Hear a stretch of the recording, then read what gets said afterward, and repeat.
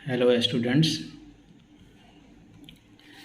आज हम लोग 10th क्लास के ज्योग्राफी का फर्स्ट चैप्टर जो पिछले वीडियो में हम लोग ने देखा था, भारत संसाधन एवं उपयोग। तो सर्वप्रथम हम लोगों ने संसाधन क्या है इसको समझा, संसाधन के महत्व, उसके बाद संसाधन का वर्गीकरण, संसाधन के प्रकार, संसाधन नियोजन। संसाधन नियोजन तक हम लोग पिछले वीडियो में देख चुके हैं। अब है कि भारत में संसाधन नियोजन, भारत में संसाधन का नियोजन किस प्रकार किया गया है या उसका अध्ययन हम लोग कैसे करेंगे। जैसे संसाधन नियोजन एक जटिल प्रक्रिया है, इसके लिए आवश्यक क्रियाकलाप की आवश्यकता होती है। इन क्रियाकलाप संसाधन नियोजन के सोपान होते हैं। ये क्रियाकलाप जो हैं संसाधन नियोजन के लिए आवश्यक हैं। तो इन सोपानों के सहारे हम लोग किसी देश के उपलब्ध संसाधन का सदुपयोग कर उस देश की उन्नति का मार्ग प्रशस्त किया जा सकता है। यानी किसी देश की उन्नति का मार्ग संसाधन नियोजन करके किया जा सकता है। अब संसाधन नियोजन के सोपानों को बांट करके हम लोग अध्ययन कर सकते हैं। जैसे सर्वप्रथम देश के विभिन्न प्रदेशों में संसाधनों की पहचान कराने के लिए सर्वेक्षण कराना, यानी देश के विभिन्न राज्यों में जहाँ संसाधन हैं उनकी पहचान करना तथा उनका सर्वेक्षण कराना, ये जो है एक सोपान है। उसके बाद सर्वेक्षणों उपरांत उन प्रदेशों का मानचित्र तैयार करना एवं संसाधनों का क्वालिटी यानी गुणात्मक एवं मात्रात्मक कितनी मात्रा में है और किस क्वालिटी की है, इसके आधार पर उसका आकलन करना। संसाधन का आकलन करना कि किस प्रदेश में किस क्वालिटी की और कितनी मात्रा में यह संसाधन उपलब्ध है, इनका आकलन कराना। उसके बाद संसाधन विकास योजनाओं को मूर्त रूप देने के लिए उपयुक्त टेक्नोलॉजी, कौशल एवं संस्थागत नियोजन की रूपरेखा तैयार करना। राष्ट्रीय विकास योजना एवं संसाधन विकास योजनाओं के मध्य समन्वय स्थापित करना, ये सभी नियोजन संसाधन नियोजन के सोपान हैं। तो जैसे सभी राज्यों में सामूहिक भागीदारी की सहायता से और अब आसपास के संसाधन विकास के लिए अनेक कार्यक्रम चलाए जा रहे हैं। सभी प्रदेशों में सामूहिक भागीदारी की सहायता से संसाधन विकास के कार्यक्रम चलाए जाते हैं।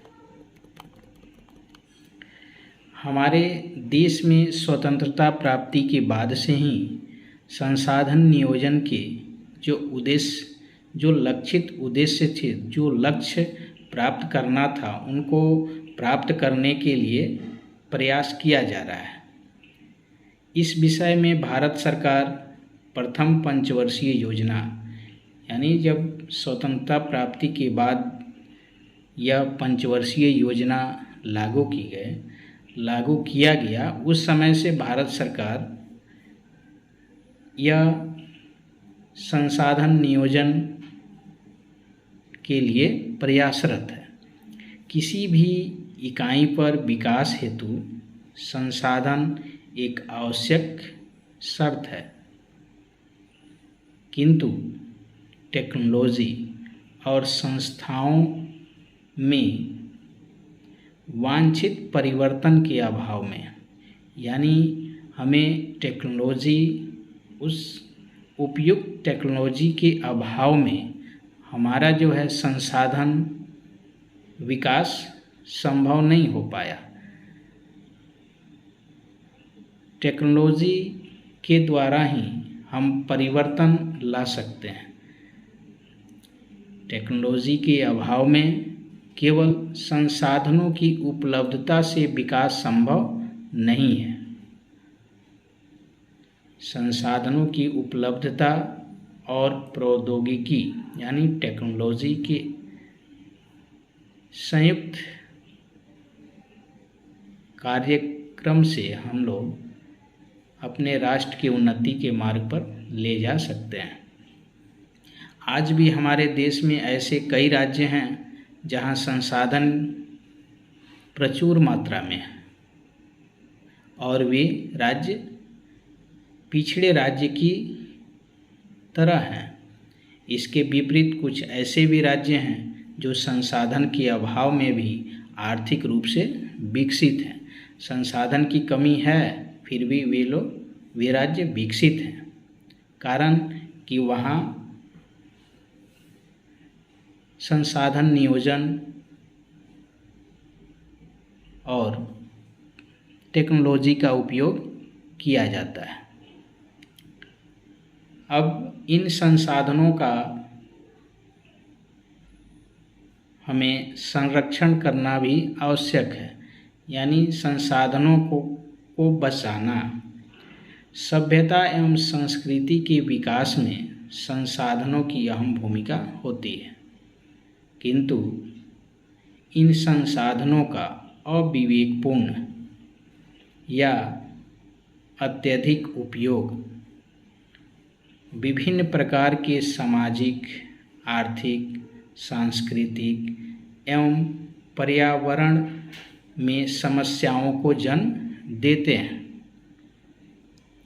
इन समस्याओं के समाधान हेतु विभिन्न स्तरों पर संरक्षण की आवश्यकता होती है। संरक्षण यानी कि उन्हें बचाना। पर्यावरण, आज हम लोग देखते हैं कि पर्यावरण प्रदूषण एक बहुत ही बड़ी समस्या बनती जा रही है। तो हमें इन संसाधनों का विकास करना होगा और ऐसी समस्याओं के समाधान हेतु विभिन्न स्तरों पर संरक्षण करनी होगी। संसाधनों का नियोजित एवं विवेकपूर्ण उपयोग करना होगा, यानी हम संसाधनों का नियोजन एवं विवेकपूर्ण उपयोग को संरक्षण कहते हैं। संसाधनों का नियोजित रूप से एवं विवेकपूर्ण उपयोग ही संरक्षण कहलाता है। प्राचीन काल से ही संसाधनों का संरक्षण समाज सुधारकों, नेताओं, पर्यावरणविदों एवं चिंतकों के लिए एक ज्वलंत विषय रहा है। इस संदर्भ में महान दार्शनिक एवं चिंतक महात्मा गांधी के विचार प्रासंगिक हैं। महात्मा गांधी के द्वारा कहा गया कि हमारे पास पेट भरने के लिए बहुत कुछ है, लेकिन पेटी भरने के लिए नहीं। मेधा पाटेकर का नर्मदा बचाओ अभियान, सुंदरलाल बहुगुणा का चिपको आंदोलन एवं संदीप पांडे द्वारा वर्षा जल संचय कर कृषि भूमि का विस्तार, ये सभी संसाधन संरक्षण की दिशा में एक सराहनीय कदम है। यह संसाधन संरक्षण हेतु समाज सुधारकों, चिंतकों, पर्यावरणविदों की महती भूमिका है। चिपको आंदोलन, जिससे हम लोग अवगत हैं, पेड़ों को बचाने के लिए यह चिपको आंदोलन सुंदरलाल बहुगुणा के द्वारा चलाया गया। संदीप पांडे द्वारा वर्षा जल संचय कर जल का उचित मात्रा में सदुपयोग किया जाए, तो यह सभी संसाधन संरक्षण के उपाय हैं। गांधी जी जैसे कई चिंतकों का मानना है कि मानव का स्वार्थी और लालची प्रवृत्ति जो है, यह अत्याधुनिक तकनीक की शोषणात्मक क्रियाकलाप संसाधन के तीव्रतम ह्रास के लिए मजबूर कर देता है।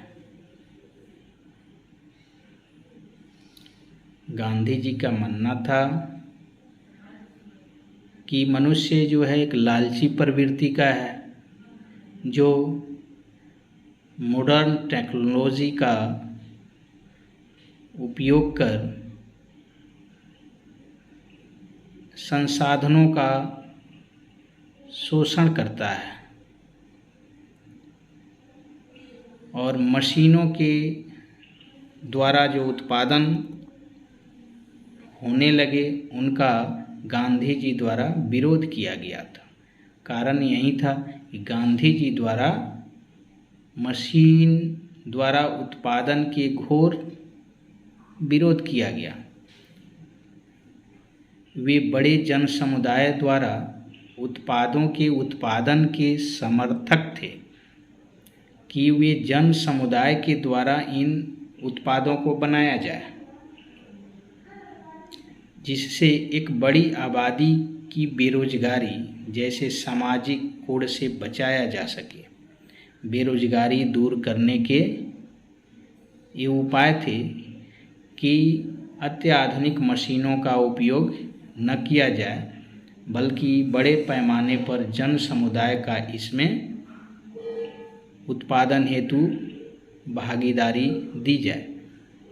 उनका मानना था कि इस प्रक्रिया में श्रमिकों में कार्य दक्षता के विकास में वृद्धि होगी और संसाधनों का दोहन पर भी विराम लग सकेगा। यानी संसाधनों का दोहन नहीं होगा और श्रमिकों के कार्य दक्षता का विकास होगा।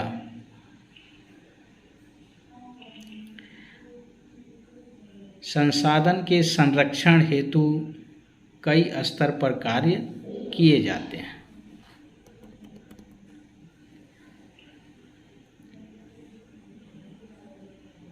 सर्वप्रथम संसाधन के संरक्षण हेतु अंतर्राष्ट्रीय स्तर पर भी अनेक सम्मेलन हुए, जिसमें सर्वप्रथम 1968 ईस्वी में क्लब ऑफ रोम ने इसकी वकालत की थी कि वे क्लब ऑफ रोम ने अंतर्राष्ट्रीय स्तर पर संसाधन संरक्षण की वकालत की। 1974 ईस्वी में सोमशेर की पुस्तक स्मॉल इज ब्यूटीफुल में इससे संबंधित गांधी जी के विचार प्रकाशित हुए।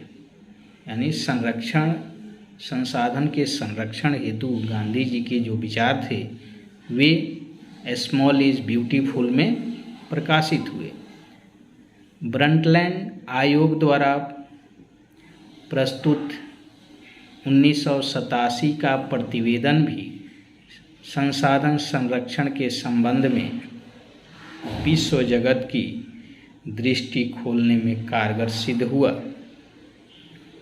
इससे सतत विकास के साथ साथ संसाधन संरक्षण पर बल दिया गया। यानी निरंतर विकास की संकल्पना के साथ साथ संसाधन संरक्षण पर बल दिया गया। संसाधन संरक्षण बहुत ही आवश्यक है। इसी रिपोर्ट को बाद में हमारा साझा भविष्य शीर्षक से भी दस्तावेज प्रकाशित किया गया। रियो डी जेनेरो जो ब्राज़ील में है, वहाँ पर 1992 ईस्वी में आयोजित पृथ्वी सम्मेलन भी इसी संदर्भ में एक सुनियोजित प्रयास था। यानी संसाधन संरक्षण हेतु यह पृथ्वी सम्मेलन रियो डी जेनेरो में 1992 में हुआ था। पुनः 1997 ईस्वी में न्यूयॉर्क में द्वितीय पृथ्वी सम्मेलन तथा 2002 में जोहान्सबर्ग में तृतीय पृथ्वी सम्मेलन आयोजित किया गया, जिसमें संसाधन संरक्षण की दिशा में विश्व स्तरीय सराहनीय प्रयास किए गए। इन सम्मेलनों में जो अंतर्राष्ट्रीय स्तर के थे, संसाधन संरक्षण की दिशा में बहुत अच्छे प्रयास किए गए। तो इन संसाधन संरक्षण से हमारे देश का विकास संभव है। अब है कि सतत विकास की अवधारणा मनुष्य संसाधन के आधार पर ही जीवित है। संसाधन मनुष्य की जीविका का आधार है। मनुष्य तभी जीवित है जब संसाधन है। जीवन की गुणवत्ता बनाए रखने के लिए संसाधनों के सतत विकास आवश्यक है। संसाधन विकसित नहीं रहने के कारण जीवन जो है सुखमय नहीं हो सकता। संसाधन प्रकृति प्रदत्त उपहार है की अवधारणा के कारण मानव ने इसका अंधाधुंध दोहन किया। यह संसाधन प्रकृति प्रदत्त उपहार जो है, इस अवधारणा को मानने वाले मानव इनका अंधाधुंध दोहन करने लगे, जिसके कारण आज पर्यावरणीय समस्या उत्पन्न हो गई है। पर्यावरण प्रदूषण का कारण भी यही है। व्यक्ति के लालच ने संसाधनों का तीव्र दोहन कर संसाधनों के भंडार में ह्रास ला दिया। संसाधनों का केंद्रीयकरण, सेंट्रलाइजेशन खास लोगों के हाथों में आने से समाज दो स्पष्ट भागों में बंट गया। संसाधनों का जो केंद्रीकरण हुआ, जिसके कारण समाज में आज एक संपन्न वर्ग और एक गरीब वर्ग, दो तरह से समाज में लोग बंट गए। यह संसाधनों का खास लोगों के हाथों में आने के कारण हुआ।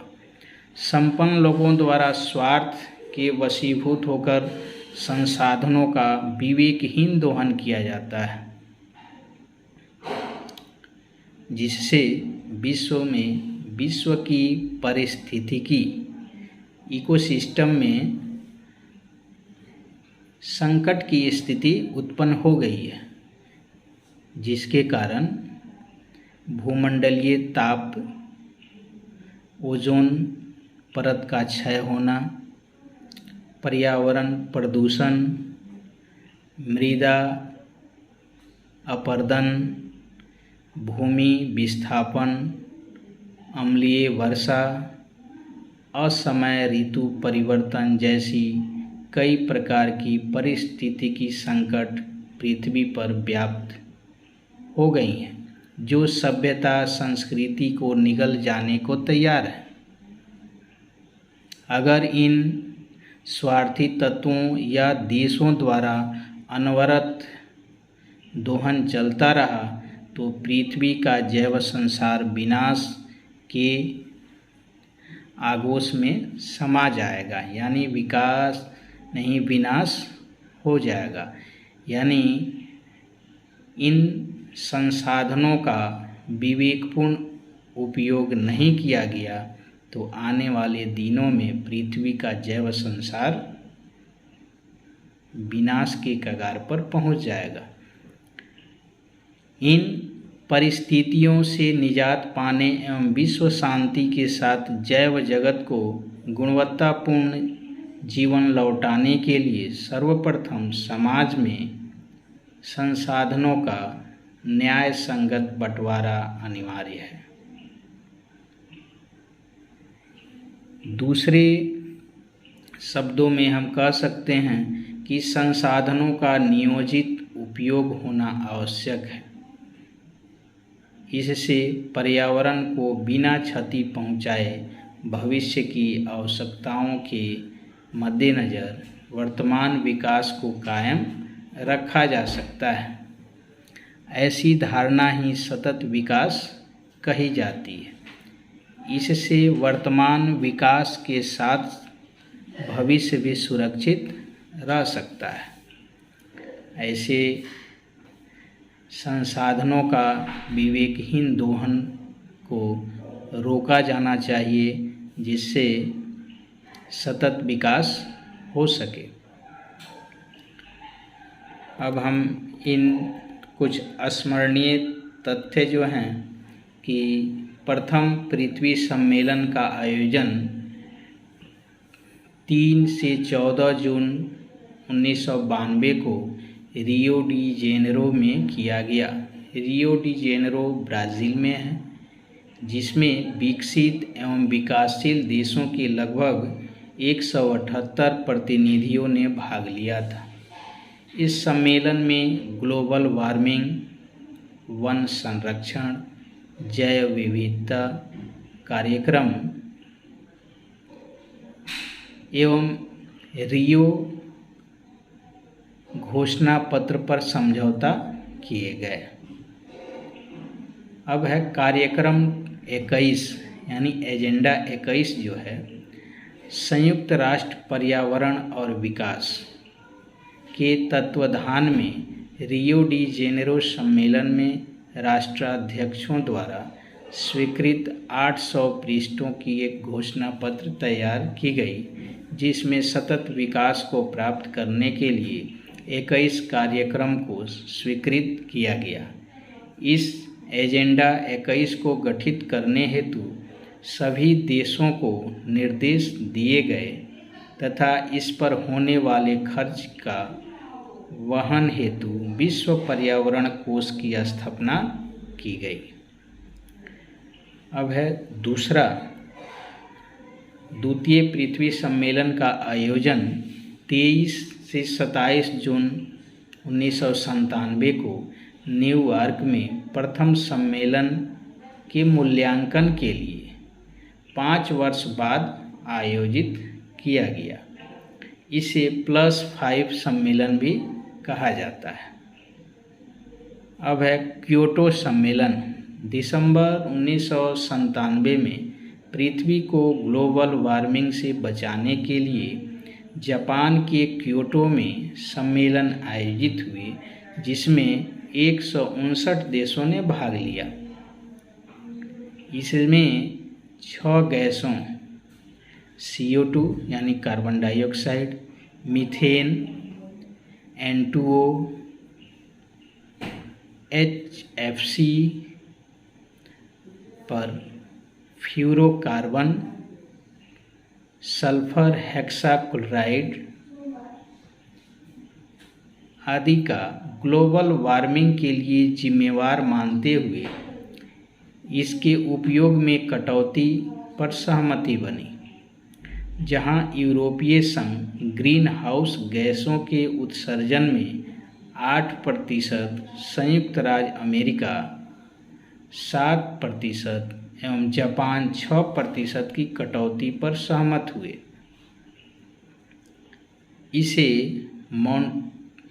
इसे मॉन्ट्रियल समझौता 1987 का विस्तार भी माना जा सकता है। इस सम्मेलन को विश्व पर्यावरण सम्मेलन या ग्रीन हाउस सम्मेलन के नाम से भी जाना जाता है। इसके बाद तृतीय पृथ्वी सम्मेलन का आयोजन 10 वर्ष बाद 26 अगस्त से 4 सितंबर 2002 में जोहान्सबर्ग में आयोजित किया गया। इस सम्मेलन में पर्यावरण संबंधी 150 धाराओं पर विश्व स्तरीय सहमति तैयार करना था, पर इस सम्मेलन का कोई परिणाम नहीं निकल सका। इस सम्मेलन में विश्व के विभिन्न देशों से लगभग 2000 प्रतिनिधियों ने भाग लिया।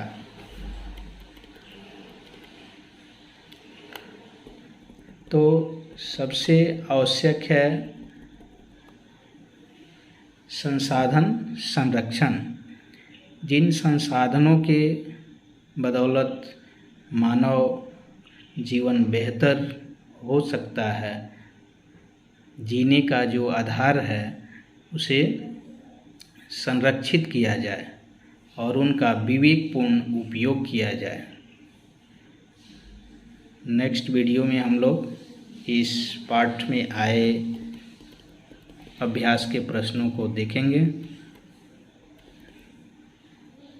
तब तक के लिए आप सभी को बहुत बहुत धन्यवाद।